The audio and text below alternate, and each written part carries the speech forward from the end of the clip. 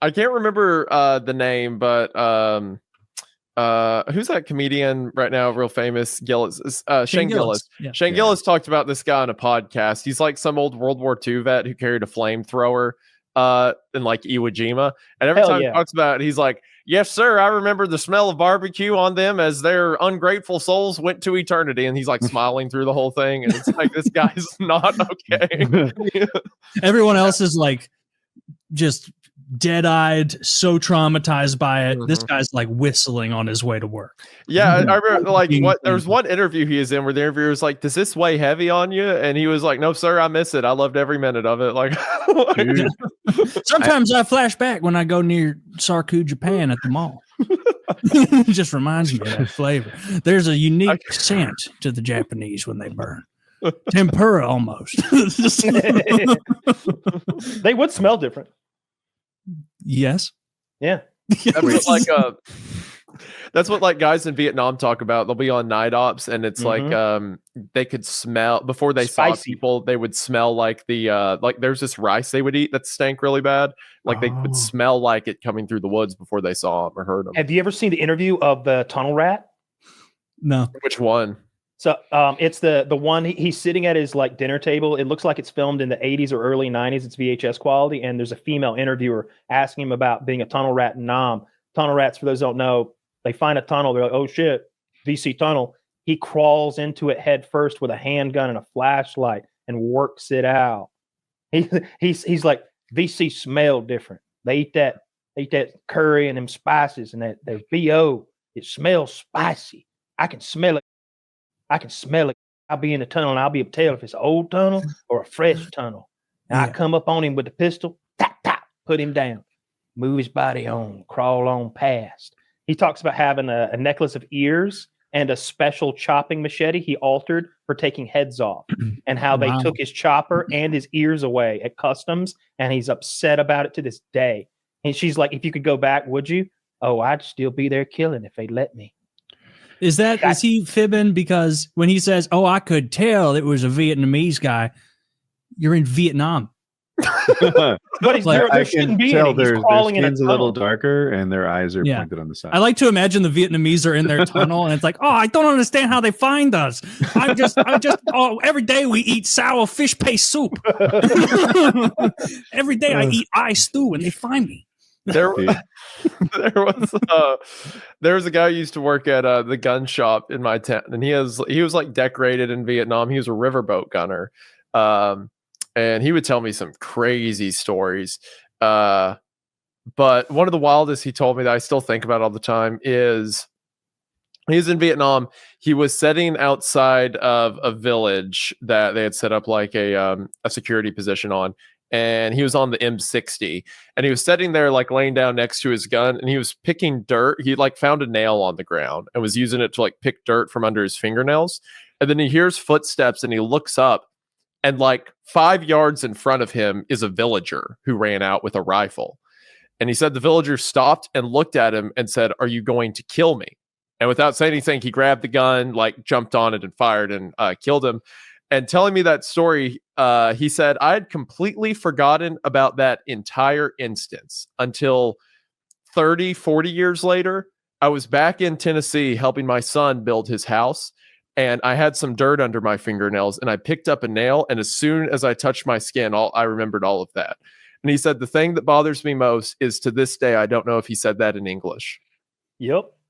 Like he can't remember if like the guy actually said, "Are you going to kill me?" or he said something in Vietnamese and he understood it or interpreted it to be that or remembered wrong. Oh, it was probably English. He said, "Hey, are you Dave?" "Hi, I'm Alan. I'm new." He turns the corner. He's like, "Oh, thank God, I'm the American spy." They shot me down 6 years ago. I'm too soft.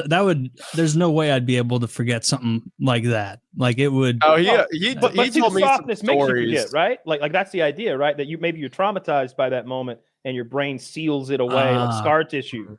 You know, maybe if you're hard like this guy that you're talking about, the old World War II guy with the flamethrower, Walter Filipek, he delights in the. You remember everything. You remember what it smelled like? Yeah. Yeah, he remembers what they smelled like. He's like, well, some of them have grenades on them.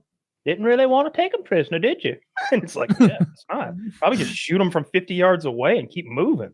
Like the first time some piece of shit that I was trying to show mercy blew my buddy up with a fucking frag grenade, we're not taking any more prisoners after that. You know you're not. Your buddy? Nah. Dude, Asians in war, the Japanese, the Vietnamese, like, they do that grenade shit. They trick you. They are sneaky. They're blowing themselves up.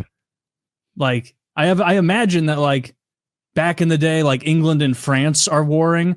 They're like, "Oh, you're prisoners of the Queen now." Like, all those French guys, I imagine being like, "Well, this sucks. It is over." Like, they didn't like try to blow them up or like whatever. Like, they were kind of like, "Fuck, we got." The Europeans didn't have that intensity. They didn't have that drive, that need to win.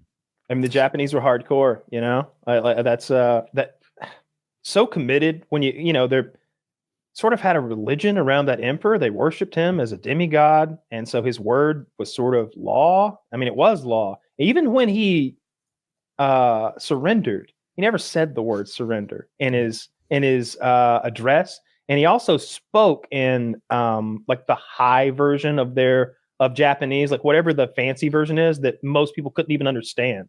So like they listened to it and they were like, what? Not a lot of people who listened to the Emperor Surrender radio address even understood what it meant. It had to be explained to them afterwards.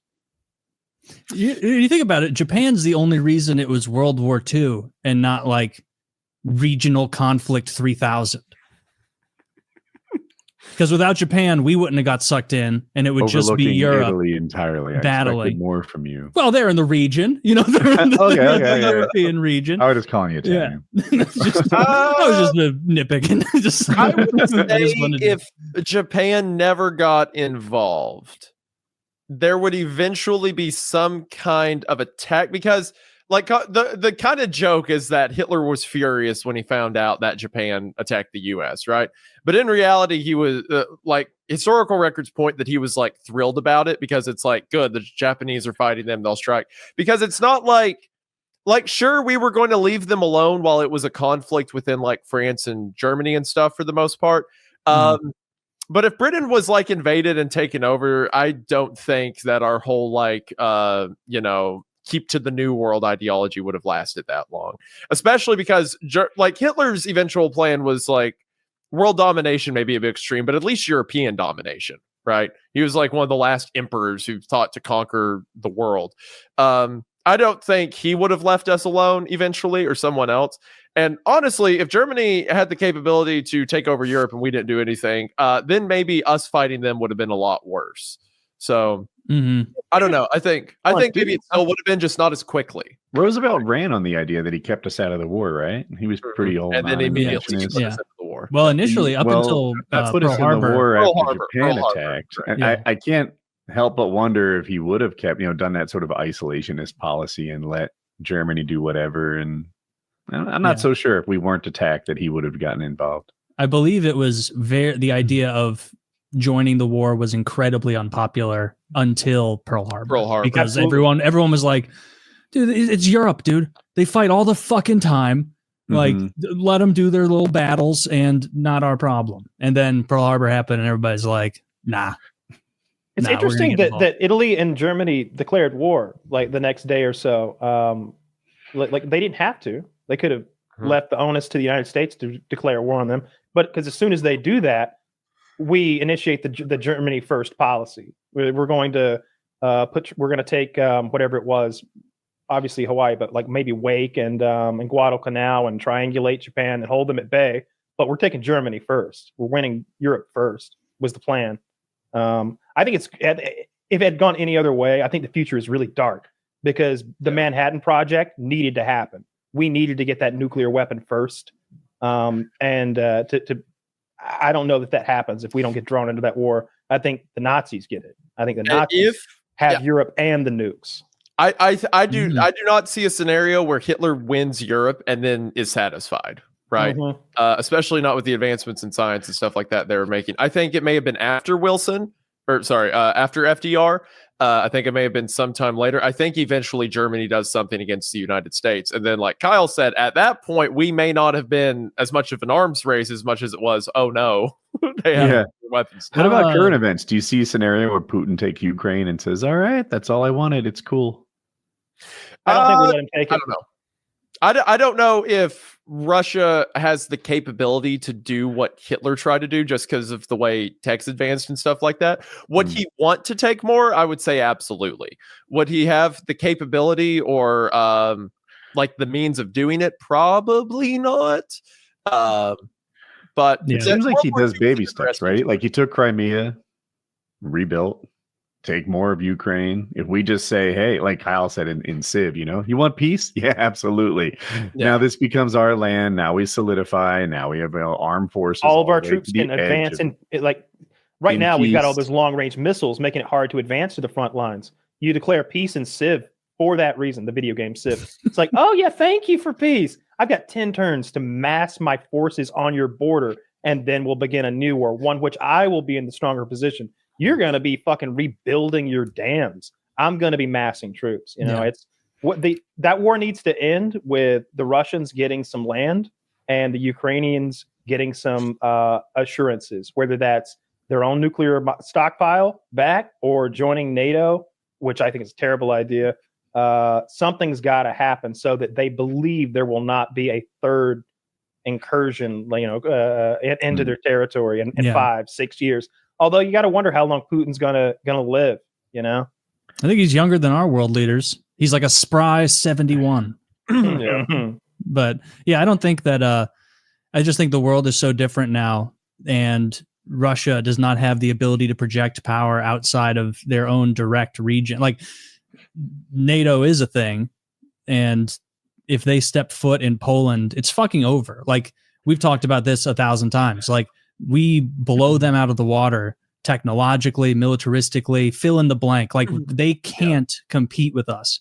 And so the way you would immediately destroy Russia, if Putin's goal was like, yeah, I'm going to immediately destroy Russia, invade Germany. See how that goes for you, dumbass. You will immediately be slapped down. You will be decimated. Dude, I got so much respect for the Poles. I don't think he makes it to Germany. Like I think Poland's hard fucking core. Yeah, or try invading Poland. Yeah, try invading Estonia or Latvia or Lithuania. One of them. All right. Well, hang on a minute. That's a bit much. Try invading the Vatican. They will f you up, man. They will. There's like 7 guys there. They're dressed in the rafters.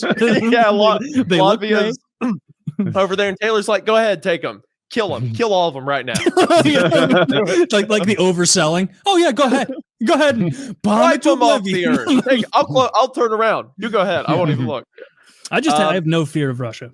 I think I feel like they're so far behind us. The reason Russia, and I'm not a political expert at all, but I believe the reason Russia is in the position there with Ukraine is because they can be, because Ukraine is one of the countries that defense force wise was beneath Russia, and somehow they're in the position they are. I think Russia tries what they're doing now with any established nation, and it's not going. Could you imagine if the United States tried to take Puerto Rico? Like if we really wanted to, like how fast we do that would in an happen. Evening. That exactly. You wouldn't even hear about it. It would be like it'd be over. It'd trend on Twitter for 4 minutes, and it'd be like, I guess we have that now. Exactly. Well, Puerto Rico is like a what do you call it? A territory. So like, right? See, look how fast that was. Yeah. That's like that guy. That guy's like he's like, I have the power to make you forget you were gay. He's like, but I'm not gay. See, he's like, that's funny. But I never was. He should have said it's not working. That'd be funny. It's not working. No, I'm feeling it. If anything, kind of like double down. I'm feeling it right a little extra. Are you sure this is working? I'm gonna go get a boa. Again. But a boa. Realistically, I think that Ukraine is the one, and then I feel like some Latvias would have a hard time and stuff like that. But other than the Balkans, I feel like this does. Yeah, would he want it to? Absolutely. If you were to tell Putin he could push a button and be commander of the world, sure. But I don't think that it's in the cards.